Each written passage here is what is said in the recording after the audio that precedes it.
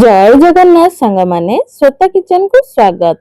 आज चलंतु बनेइबा क्षीर संतुला। क्षीर संतुला बनेइबा पई संतुला परिबा नेइछि।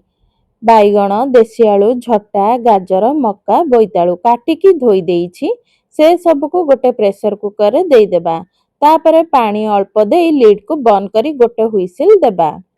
तापरे गैस रिलीज होला परे कुकर लिड को खोलिबा। परिबा हमर भल भाबरे सिझ जाइछि देखंतु। एबे गोटे करेई रे तेल 2 चम्मच गरम करिबा। सोरिष गोटे चम्मच, जीरा गोटे चम्मच देबा। तापरे बिरी डाली, पियाज, कंचा लंका, भृसंग पत्र देई भाजी नेबा। पियाज भल भाबरे भाजी होई गला परे परिबा सिझा को देबा। लूण देई भल भाबरे मिसाई नेबा। संतुला फुटी गला परे गैस को बंद करि नेबा। बेसी संतुला को कुक करिबानी। लूण परिबारे मिसी गले गैस को बंद कर नेबा। तापरे सिझा क्षीर संतुला रे देई भल भाबरे मिसाई नेबा। संतुला रेडी होई गला। भात रुटी सहित खाई पारिबे। रेसिपीटी भल लागिले लाइक शेयर सब्सक्राइब करबा को भूलिबेनी।